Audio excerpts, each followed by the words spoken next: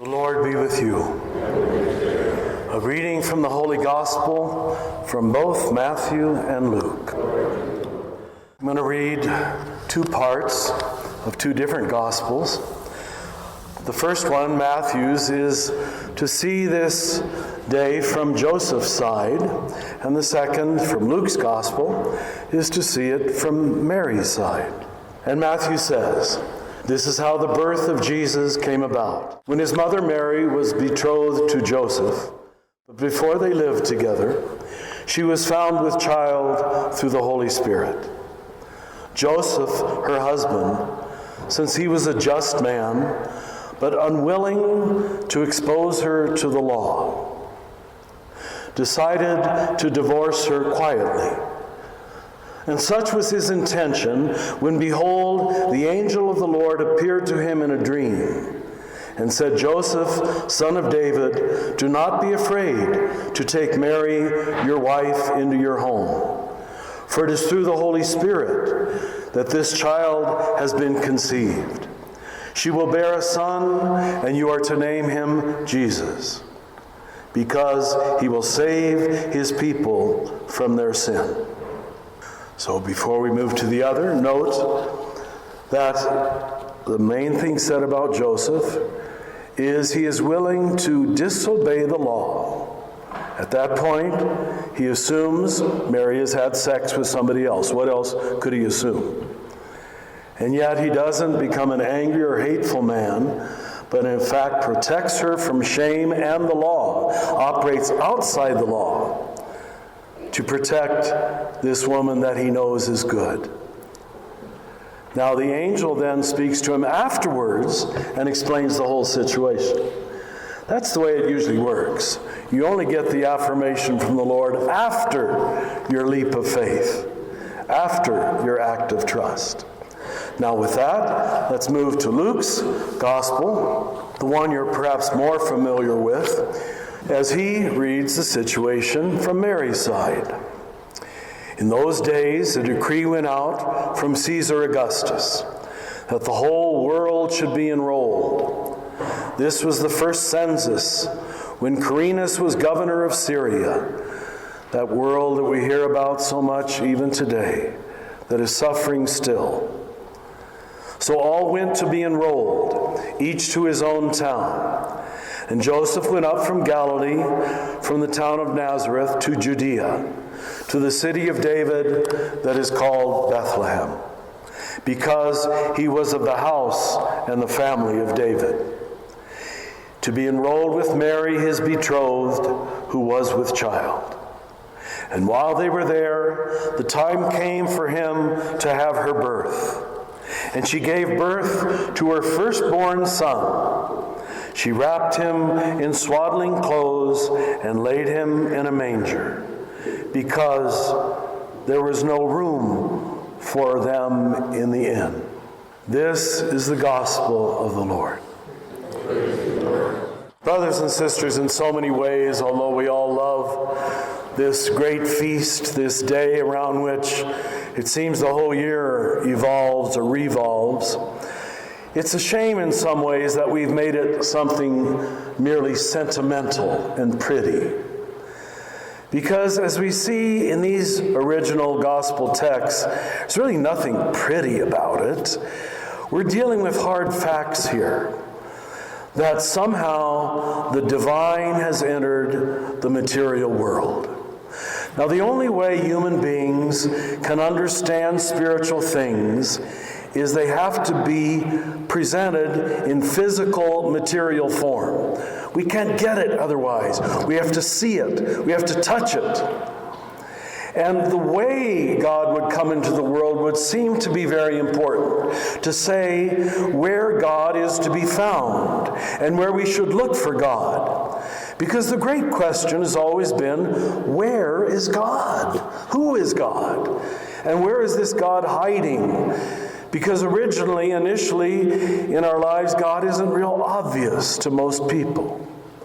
Now, what the mystery we celebrate today is saying is that the divine has chosen its hiding place in the world. and it's in all material things. But that all becomes summed up now in the body of Jesus. And we're going to see in these accounts, I'm only reading a short portion of each, that, again, as I say, there's nothing really pretty about it. It's sort of the hard facts of reality. It's a substantial truth, not a merely sentimental truth. So we have Joseph, as I mentioned, breaking the law, knowing what he should do to an adulterous woman, but he doesn't. He doesn't know that she is conceived by the Holy Spirit. So it's sort of meant to make you wonder, what does this mean?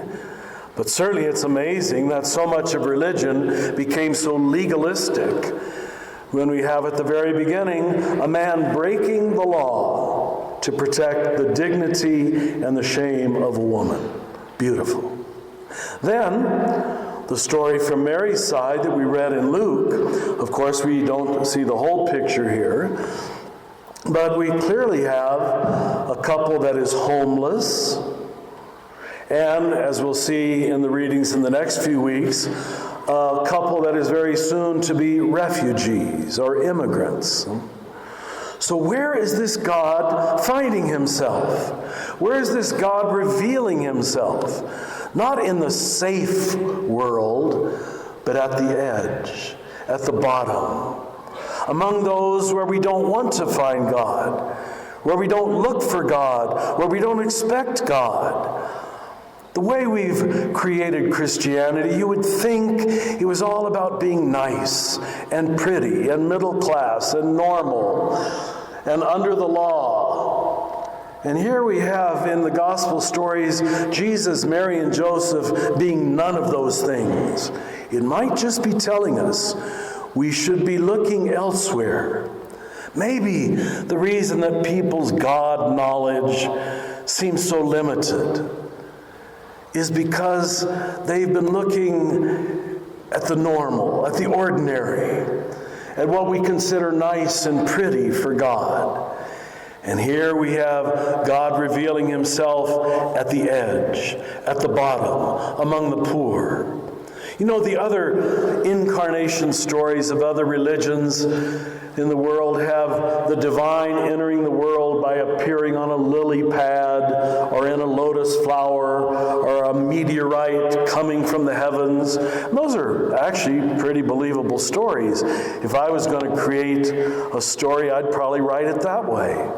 But what is our story? God being totally vulnerable, totally poor, totally helpless, a little child. This is almost not a fitting image for God. It's telling us right away, God is not who you think God is. A few weeks ago, I was preaching in New York, and the friend I was with, we were walking by Macy's on 34th Street. I said, let's go see the famous Santa Claus of Macy's.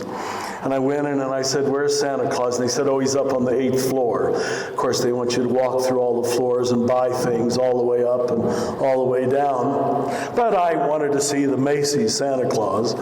So we went all 8 floors to the top. And I don't know if you've ever seen Santa Claus in New York. You actually got to climb up a whole bunch of stairs, and he's sitting on a throne, making a list, checking it twice, going to find out who's naughty or nice. I want to tell you, brothers and sisters, most people's image of God is Santa Claus. It's not this poor, powerless, humble, vulnerable baby who has come to love us in places and ways that we're not ready to be loved. We've never been ready for God. But what this feast is telling us is that reality at its foundation is good. The divine is hidden in the human. The holy is hidden in the physical and the material. And therefore, you have every reason to live in hope and trust and confidence. Brothers and sisters, we don't live that way. We're producing the highest amount of mentally ill, depressed, and addictive people, perhaps of any society that has ever lived. People do not feel safe in this world. But I have to say, sometimes it's because we've given them a God who is more a tyrant, more a Santa Claus than a vulnerable lover hidden in our very bodies. Let me end with a poem by a lesser-known poet, although he was a poet laureate of the United States back in the 1950s. W.S. Merwin is his name. And I read this because I think this should be the response of a Christian, if he or she is reading reality correctly.